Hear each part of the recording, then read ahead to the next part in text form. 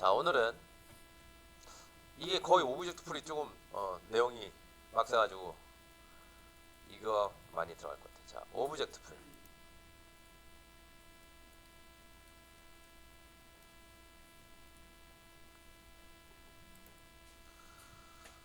자, 오브젝트 풀에 대해서 달아볼 거고요.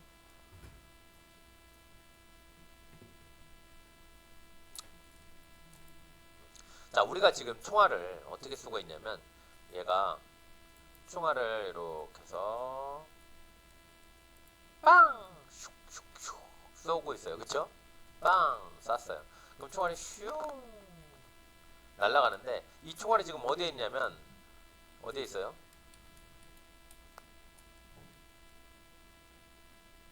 한 방에 그리는 총. 아, 이게 너무 멀다. 자, 이게 좀 머네. 자, 이렇게 돼 있어요. 자, 우리는 이 필요한 총알이 이게 날아갈 때 어떻게? 여기서 이렇게 날아갈 때 이 총알을 쏠 때 그동안 총알 공장에다가 주문을 해요. 그렇죠? 총알 공장에다가 주문을 해서 하죠. 총알 공장에다가 띠리리링 전화를 해가지고 어떻게? 김구나 총알 하나만 생성해줘 라고 해서 이 총알을 가져다 주면 딱 해요. 이 역할을 하는 게 인스턴시에이트라는 애였어요. 그쵸? 네. 이런 애를 가져다가 우리는 지금 총알 공장에서 총알 발사하고 있어요. 근데 이게 실제로 보니까 너무 비효율적이더라. 물론 실무에서 이거 안 쓰지 않아요. 어떤 특정한 목적들 때문에 써요. 혹은 몰라서도 그냥 써요. 어쨌든 하지만 이거는 되게 비효율적이니 어떻게 쓰냐면 여기다가 탄창을 여기다 촥 끼우는 거죠. 그쵸? 탄창을 여기다가 끼우고 이 내부에는 어떻게 총알이 이렇게 들어가는 구조로 이렇게 세 발만 들어가요. 얘는 이렇게 탄창이 이렇게 들어 한 발 더 이렇게 탄창에다가 이렇게 넣는 구조. 그렇죠? 미리 생성해서 탄창에다 넣어놓고 쓸 거예요. 그렇게 되면 얘는 필요할 때 공장에다 전화하지 않고 어떻게 이 탄창에서 바로 가져다가 여기다 놓고 확 쏘게 이렇게 할 거예요. 탕탕탕 탕탕탕 이렇게 쏘게 할 거예요. 이게 오브젝트 풀의 개념이에요. 아시겠죠? 이 탄창 자체가 어떻게 오브젝트 풀이에요. 요거 자 보겠습니다.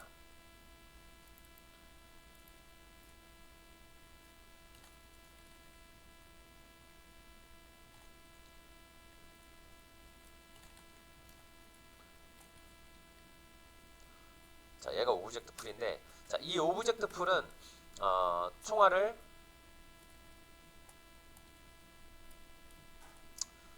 다량으로 다룬다. 그리고 필요할 때마다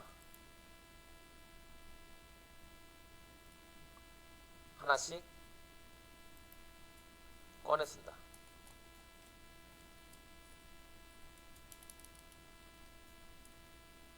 이게 우리가 오브젝트 풀에서 사용할 거예요. 그렇죠? 다량으로 다룬다? 생산한다. 아니 다룬다가 맞겠네. 자, 이걸 하기 위한 내용을 잠깐 볼게요. 총알을 다량으로 다룬다는 거는 자, 데이터 타입은 뭐냐면 이 데이터 타입은 총알이죠. 일단 총알이 어떤 데이터를 쓸지 모르겠지만 일단 총알이라고 할게요. 총알이에요. 다량으로 다룬대요.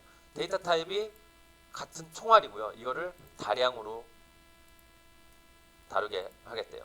그러기 위해서는 이 총알을 묶음으로 처리하기 위해서는 우리가 뭐가 필요하냐? 배열이라는 자료 구조가 필요해요. 여기에서는 배열이라는 자료 구조가 필요합니다. 이 자료 구조라는 것은 데이터 스트럭처. 그러니까 데이터를 어떻게 저장하는가에 대한 형태가 바로 자료 구조라고 해요. 배열은 자료 구조 중에 하나의 형태예요. 어떻게 되어 있냐면 이런 식이죠. 여기에 이렇게 방이 하나 있어요. 요 방은 문 열고 들어가면 또 이쪽에 또 방이 있어.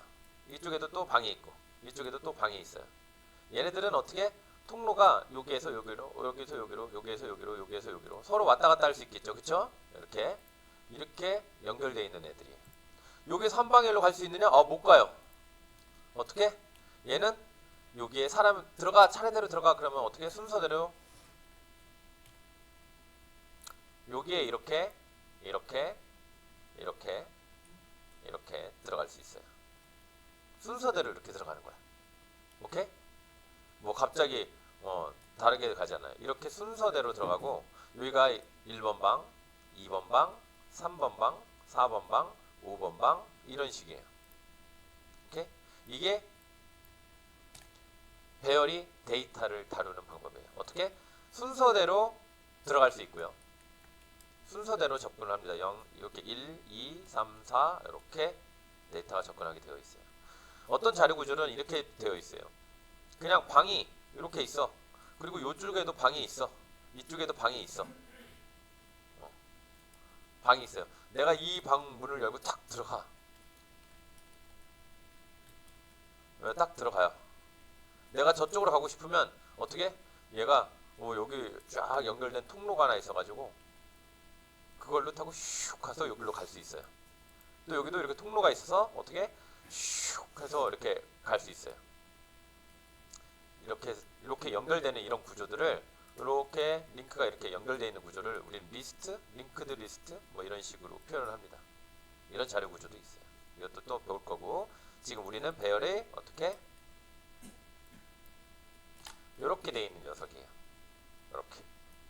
그래서 데이터는 반드시 순서대로 쓰게 되어 있고 또 순서대로 어떻게? 가져오게 되어 있어요. 그리고 얘네는 방이 몇 개인지 딱 정해놓고 써야 돼요. 무한정이 아니야. 우리가 이거 강의실이나 이런 거 학생 수를 할당을 받을 거예요. 우리 학생을 여기는 저희가 22명 자리가 처음에 예약되어 있었어요. 적게 받을 수는 있죠, 그쵸? 근데 여기보다 더 넘어가면 수업을 들을 수 있어요, 없어요? 못 듣죠. 우리 딱 이렇게 리소스를 책상과 이런 뭐 모니터 이런 것들을 딱 22자리만 우리 세팅해 놨단 말이야. 더 이상 들어올 수가 있어요, 없어요? 없어요. 배열은 그래서 크기를 변화시키기가 쉬울까요, 어려울까요? 어려워요. 이거 크기를 변화시키려면 어떻게 해야 돼? 노동부에서 한 명 더 뽑아주세요. 이거 여기다 해야 되고 허가가 떨어지면 와가지고 어떻게? 그때 책상 하나 더 뽑을 수 있는 공간이 만약에 안 되면 공간 확보 늘려야겠죠. 공간 늘려놓고 거기다가 책상 갖다 놓는 뭐 이런 작업들을 해야 돼요. 배열이 그래요. 데이터를 어떻게? 추가하는 게 이 사이즈를 늘리는 건 굉장히 리소스가 많이 들어요. 대신 검색하는 건 되게 빨라. 어떻게?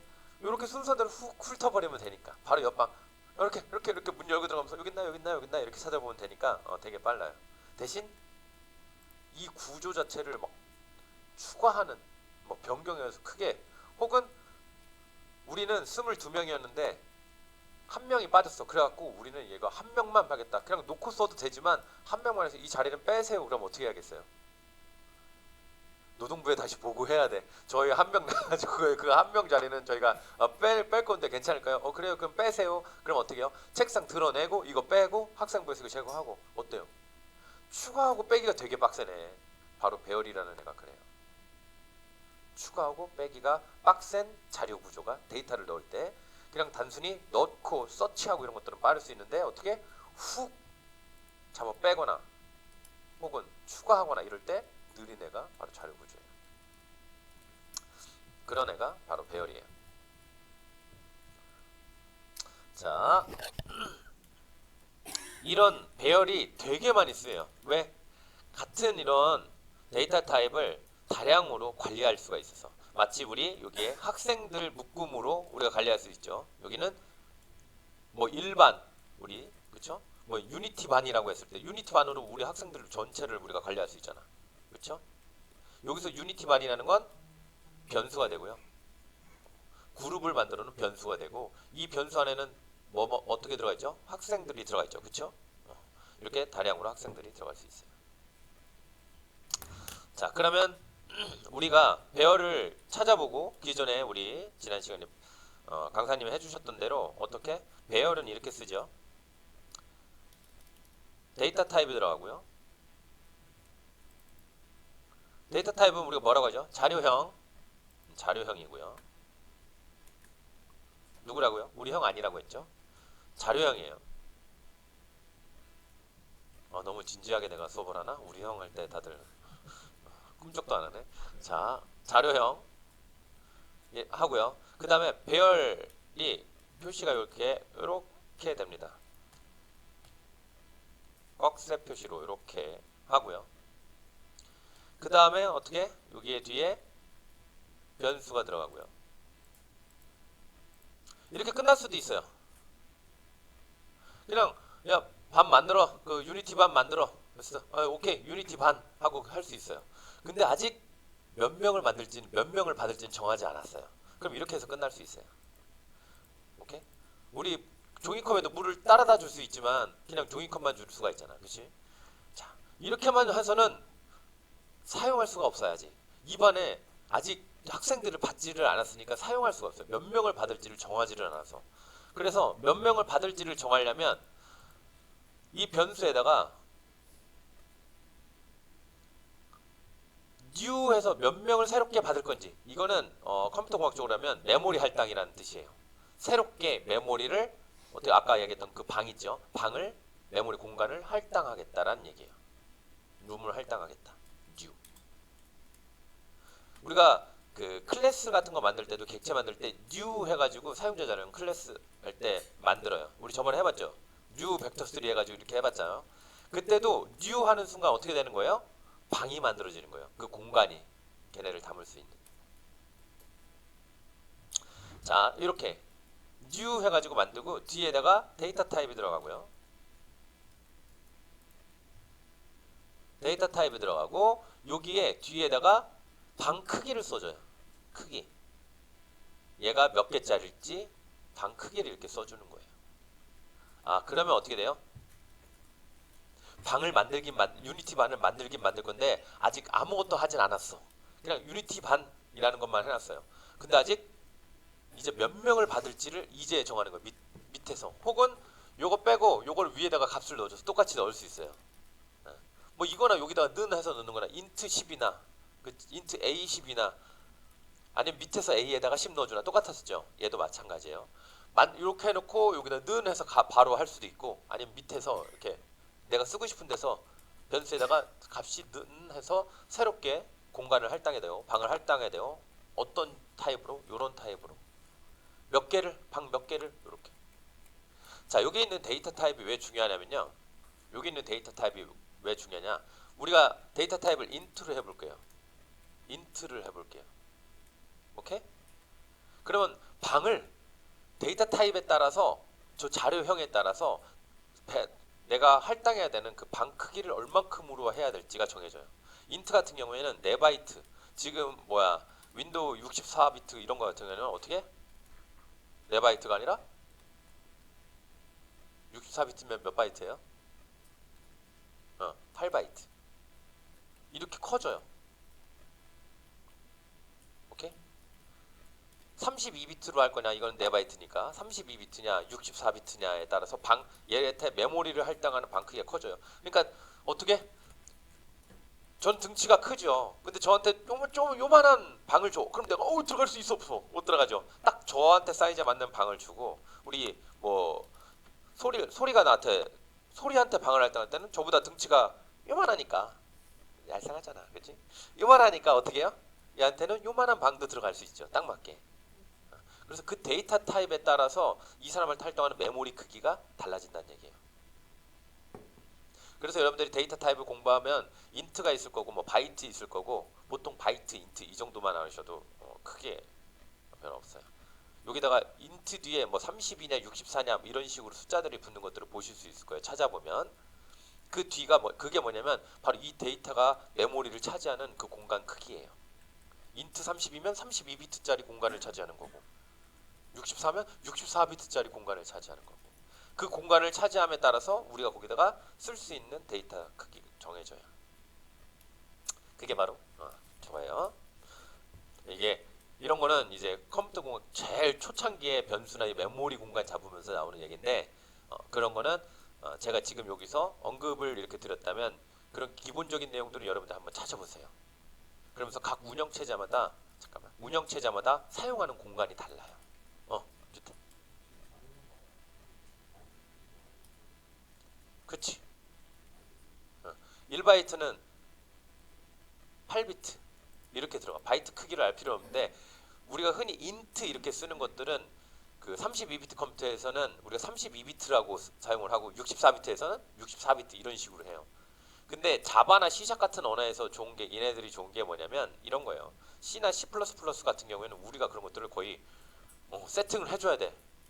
우리가 다 맞춰줘야 돼. 다른 여기서 윈도우에서 작업하던 거를 어디로? 맥으로 옮기려면 윈도우는 보통 32비트 사용하고 아직도 뭐 64비트 하지만 맥은 옛날부터 64비트 사용했어요. 그 내가 데이터를 그 32비트 컴퓨터에다가 맞춰서 해놨어. 그러면 데이터가 그 정도 크기까지만 될 수 있어요. 그 정도의 크기까지만 들어갈 수 있어요. 뭐 얼마야? 한 32비트 100만 대나? 뭐 200만 대나? 막 이렇게 쳤다고 100만이라고 치죠. 100만까지만 우리가 쓸 수 있다면 근데 이거를 우리가 64비트 컴퓨터라고 생각해가지고 윈도우에 맥에서 개발을 했어. 그럼 걔는 64비트가 엄청 크죠. 걔는 한 1000만까지 쓸 수 있다. 그래서 내가 거기다 1000만 썼어. 그 데이터를 1000만짜리를 딱 잡아가지고 데이터를 쓴 다음에 그걸 윈도우로 옮겨요. 그러면 어떻게 될까요? 윈도우에서는 32비트니까 100만까지밖에 작성을 못해. 그러면 이런 일이 발생해요. 우리 그때 컵하고 냄비 그렸던 거 생각나요? 하나는 인트고 하나는 뭐였어? 플롯이었지. 인트를 플롯에다가 넣을 때는 어떻게 컵을 냄비에다 넣을 때는 이상이 있었어요? 없었어요? 없었지. 근데 냄비에 있던 걸 여기다 넣으려고 하면 무슨 일이 생겼어요? 등짝 스매싱이 날라왔죠. 넘쳐 흐르니까 오버플로우라는 게 발생해요. 그래서 운영체제 OS마다 윈도우냐 아니면 맥이냐에 따라서 사용하는 그 크기가 달라요. 그래가지고 그게 운영체제마다 그걸 보고서 잘 맞춰줘야 돼. 근데 C샵이나 자바 같은 언어에서는 VM이라는 버추얼 머신이라는 게 밑에 깔려있어. 중간에 깔려있어. 그래서 어떻게 되어 있냐면 구조가 이렇게 되어 있어요.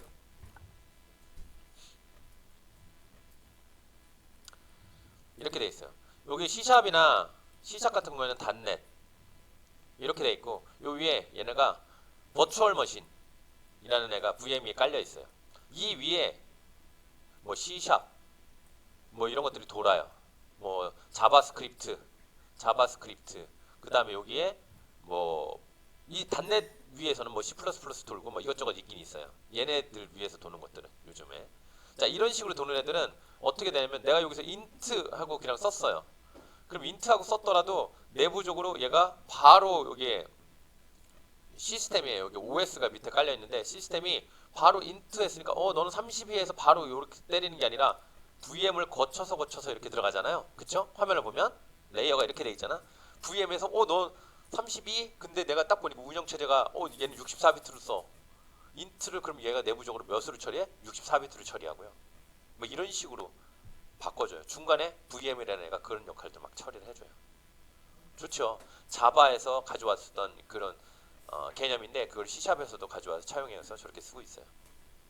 그러니까 윈도우에서 만들었던 거 뭐 리눅스든 아니면 맥이든 어디에든 써도 보통 자바나 C샵 언어에서는 크게 신경 안 써도 돼요.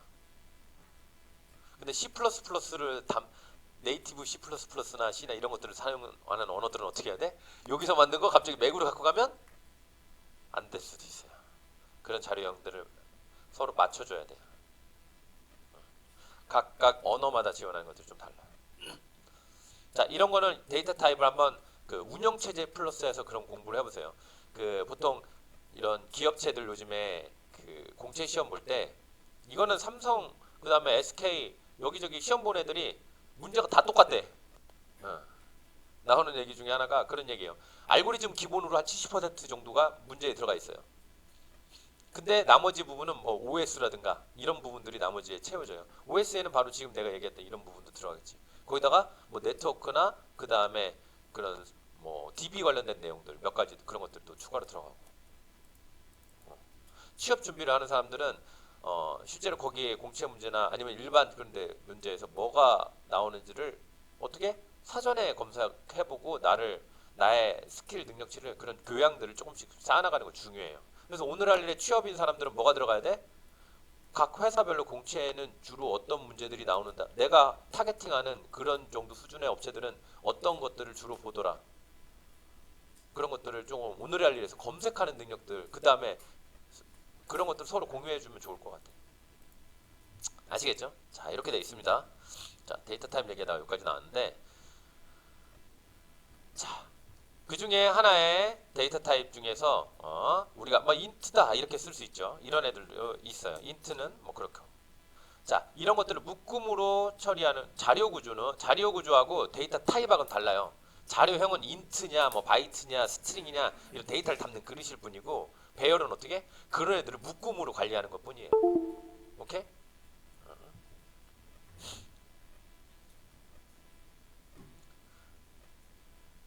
됐죠? 우리가 흔히 빅데이터라고 하는 거 있잖아요. 데이터가 하나를 빅데이터라고 하지 않죠. 다량의 데이터를 얘기하죠. 그런 애들은 다 이렇게 가져와 쓰는 거예요. 이렇게 배열을 우르르 처리하는 게 데이터를 우르르 처리하는 게 바로 배열이에요. 근데 얘하고 반드시 따라 붙는 애 중에 하나가 뭐냐면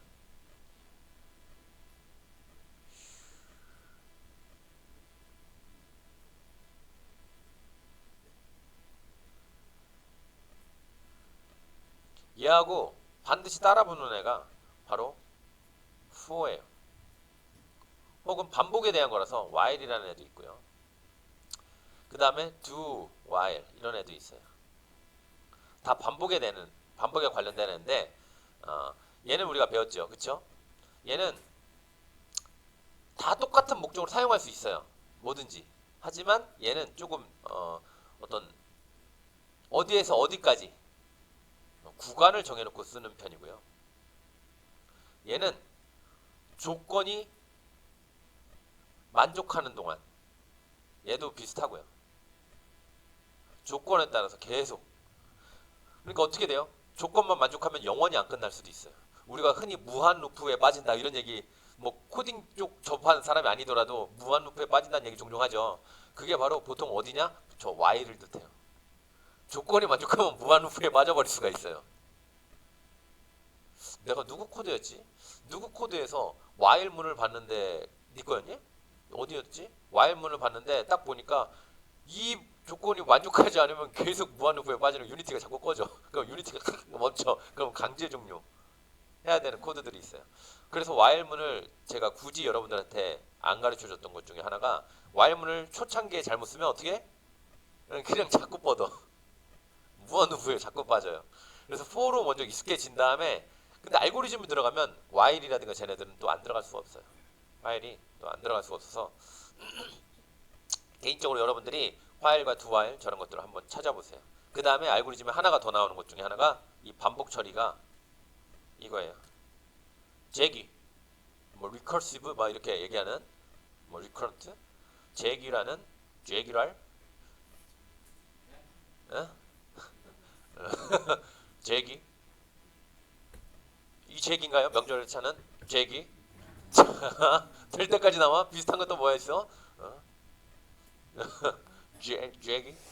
자, 재기 함수라고 하는데 얘는 함수죠.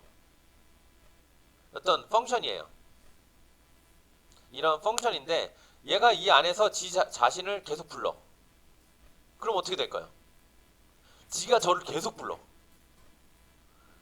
어떤 기능을 수행할 거야. 근데 내가 이 기능을 수행할 걸 계속 내가 나를 계속 불러. 어떻게 되겠어요? 계속 반복하겠죠. 이거는 y가 똑같은 애예요. y가 똑같아요. 근데 얘가 좋은 점이 있어요. 왜 재기가 좋으냐? 왜 재기를 어떻게 쓸까? 이런 형태로 쓸 수 있어요. 한번 보면 이게 재기예요. 흔히 미로찾기 같은 거, 여러 이런 형태로 나눠지는 미로가 있다고 치죠. 갈래로 이렇게 나눠져요. 여기에선 또 이렇게 들어가고 또 이렇게 들어가고 이런 게 있다고 치죠.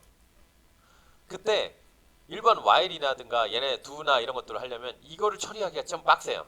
while로도 할 수 있지만. 근데 제기로 하면 어떤 일이 있냐? 얘가 있어요. 얘 기점으로 해서 얘를 여기로 이동시켜봐. 그럼 여기로 가죠. 그쵸? 얘를 이제 얘를 기점으로 해서 여기로 이동시켜요. 또 여기로 얘 기점으로 여기, 얘 기점으로 여기, 또 얘 기점으로 여기, 얘 기점으로 여기. 다 가보고 아니네 싶으면 다시 또 얘 기점으로 여기, 얘 기점으로 여기. 어떻게 해요? while은 스타트 지점이 어디냐? 조건이 첫부터 시작해서 그냥 쭉 타고 이렇게 한 방에 이렇게 검색하는 느낌, for나 이런 것들이 있다면 쟤는 제기는 어떻게 해요? 나 자신을 거기로 움직여가지고 조건을 환경을 체크해. 나 자신을 또 그쪽으로 움직여서 환경을 체크해. 제기에서는 어떻게 해요? 움직인다, 체크한다, 움직인다, 체크한다. 이것만 있으면 되죠. 한 칸 움직인다, 체크한다. 이것만 있으면 되지. 그러니까 어떻게? 한 칸 움직여서 체크, 한 칸 움직여서 체크. 계속 이걸 어떻게? 특정 조건에 만족할 때까지 계속 쬐기를 하는 거죠. 어떻게? 이렇게. 그래서 제기는 알고리즘에서 굉장히 많이 쓰여요. 위로 찾기나 저런 것들. 인공지능에서 뭐 길 찾기 막 이런 것도 수행할 때도 많이 쓸 수 있고. 제기. 그래서 근데 제기 함수를 잘못 쓰면 y보다 더 빡셀 수 있어요. 어떻게? 무한루프에 그냥 뚝 떨어져 버릴 수가 있어요. 그래서 저것도 특정한 조건이 만족할 때까지 계속 제기가 되기 때문에 그런 것도 알고리즘을 그래서 슬슬 공부해 보면서 그런 것들도 내 스스로 감으로 그런 것들을 채워서 넣어야 돼요. 흔히 보드게임류들이 제기 함수들을 많이 써요. 보드게임이 대표적으로 어떤 게 있을까요? 오목. 우리는 오목 바둑까지 못 가. 오목이죠. 자, 오목이 몇 개가 되면은 이기는 거예요? 오목이죠. 5개. 얘가 5개가 되는지를 어떻게 체크할 거야? 혹은 이렇게 5개. 뭐 이렇게. 참고로 여기 원래 내려는 정범인 애들 비슷한 느낌이죠. 이런 것들이 어떻게 되는지 어떻게 체크할 거야? 그때 보통은 오목이나 이런 모든 것들 얘네들은 기반이 이렇게 돼 있어요. 여기 뭐야? 자,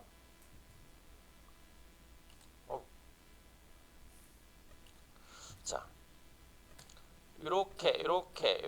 이렇게 제가 뭘 그리냐면 오목판이죠. 바둑판. 2D 그리드로 되어 있어요.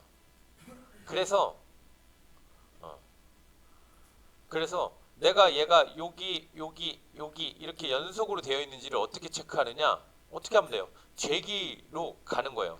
먼저 제기로 얘는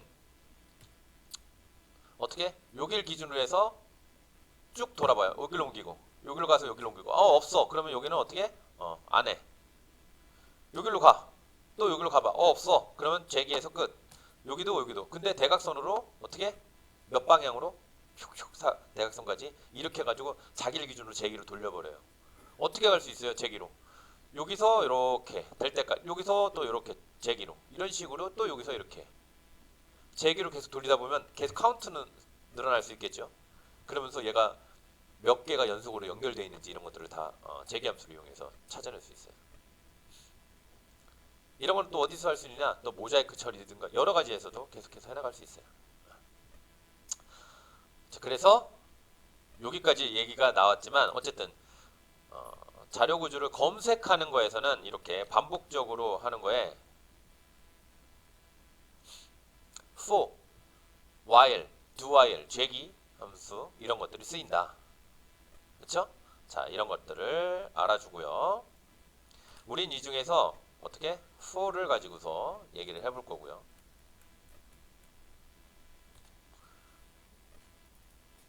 for를 가지고 얘기할 거예요. 자, for는 어떻게 된다고요? 초기값. 이 초기값은 초기값 설정이죠. 꼭 여기서 해줄 필요는 없어요. 요 위에서 해줘도 돼요. int i는 0 이렇게 하면 변수를 만드는 거니까, 그쵸? 변수를 i라는 변수를 만들어서 0으로 초기화시키는 거잖아요. 그러니까 이렇게도 쓸 수 있어요. for int i는 0 이렇게 썼다면 이걸 어디로 가져가요?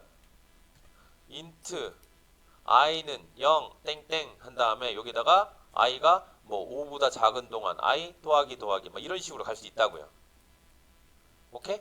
초기값 설정이라는 게 반드시 이 안에서만 하는 게 아니라 여기서 만든 다음에 여기로 갖고 이렇게 해서 그냥 써도 상관없어요. 오케이? 자, 4를 찾아보신 분들은 꼭 이 정도까지는 알게 될 거고요.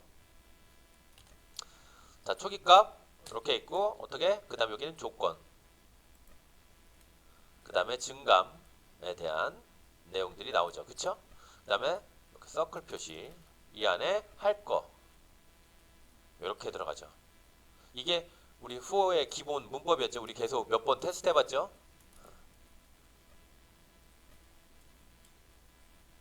나중에 여러분들한테 개인 미션이나 아니면 팀 미션을 하나 드릴 건데, 뭐 하루 동안 날 잡고서 여러분들한테 자 2차원 배열과 2차원 배열을 이용해서 뭐 간단한 2D 타일 컨텐츠, 타일 맵이나 아니면 저거 뭐야, 그 우리 그림 막 섞어놓고 이렇게 맞추는 거 있죠. 퍼즐 맞추기.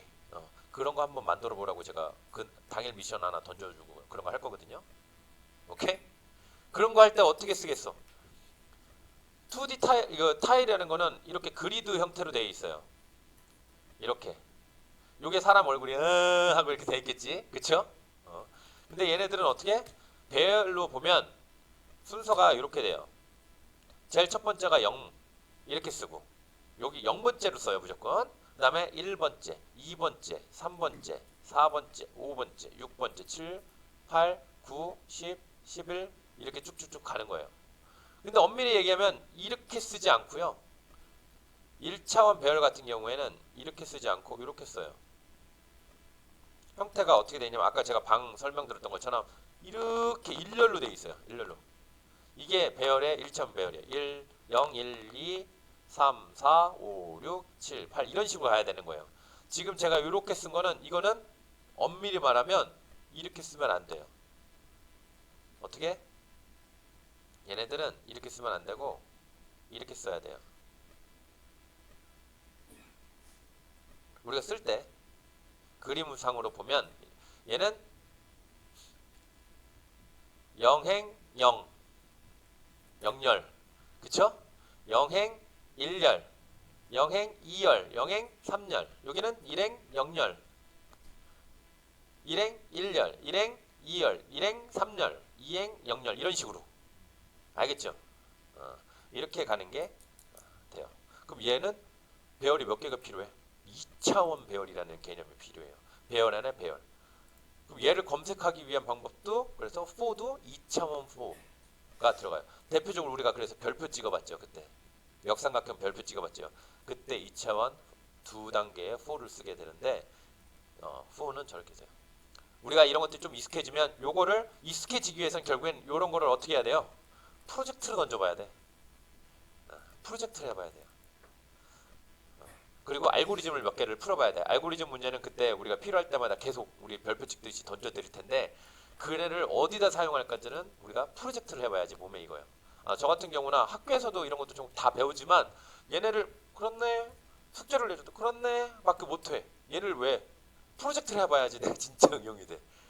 걔네 배열을 하나하나 내가 들어가서 찝어내는 이런 방법들은, 그래서 그런 것들은 우리가 해볼 수 있도록 제가 2차원 배열은 이렇게 되지. 지금 아까 데이터 타입 있고 이거 데이터 타입 있고 그 다음에 꺽쇠가 하나 있다면 2차원 배열은 어떻게 쓸까요? 꺽쇠가 하나 더 들어가는 거야 이렇게. 3차원 배열은 하나 더 들어가고.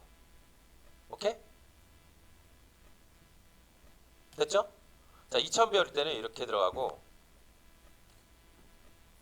이렇게 여기다가 뭐 변수 똑같이 하나 더 이렇게. 만약 얘를 초기화해서 일단 크기를 잡고 싶다. 그러면 어떻게 해야 된다고? 무조건 뭐가 붙어요? new. 새롭게 메모리 공간을 할당해야 돼요. 그 다음에 데이터 타입 놓고 여기다가 방 크기 몇 개? 뭐 3개다 놓고, 그리고 얘는 가변이에요. 각각마다 저렇게 3개 하면은 2차원 배열이니까 방이 몇 개 만들어지는 거야? 3개다 그러면 방이 3개가 만들어져. 근데 그 안에 들어갈 수 있는 멤버는 우리 반에는 20명만 받을게, 저 반에는 10명만 받을게, 저 반에는 5명만 받을게. 방마다 수용할 수 있는 크기가 같아요 달라요? 다를 수 있지. 그지? 우리 반에는 지금 저렇게 2차원 배열이야. 여기서 내가 2차원, 여기 하나 더 썼죠. 2차원 배열이야. 그러면 2차원 배열에다가 new에서 dt 3 했어. 저렇게. 그러면 방이 몇 개가? 3개가 만들어지는 거고, 뒤에다가 얘 같은 경우는 뒤에다가 보통 이렇게 끝나거나 여기다 따로 쓰지를 않아요. 각각의 크기마다 달라질 수 있어서. C샵에서는 요거 이렇게 쓰니까 좀 이상한데 이렇게 높게 2차원 배열 표시해요. 이거 하나, 두 개 이렇게. 그럼 방이 3개가 만들어지고 3개에 들어가는 요소들은 우리는 뭐 요게 6이라고 썼다. 그럼 방 3개에 6명씩만 받을 수 있는 형태 크기로 만들어 놓은 거고. 근데 보통 여기다가 다 때려서 넣지 않고 여기에다가는 이렇게만 쓰고 어떻게 변수에다가 첫 번째 방에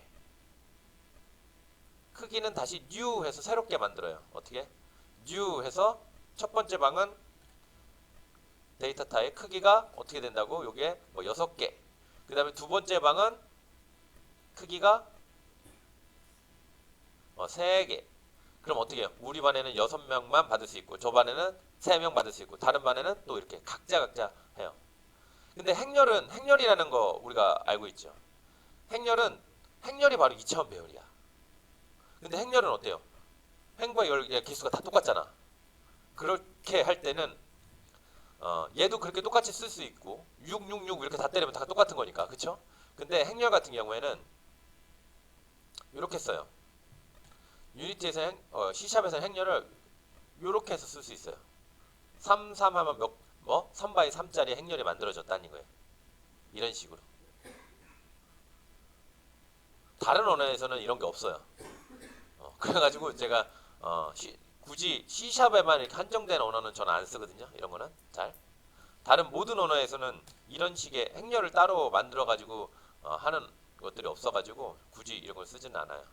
다른 언어에서도 똑같이 제공하는 아까 같은 요거 쓰면은 좋을 거예요. 이거는 가변이라고 보시면 돼요. 각 방마다 어떻게 크기를 내가 정해서 쓸 수 있어.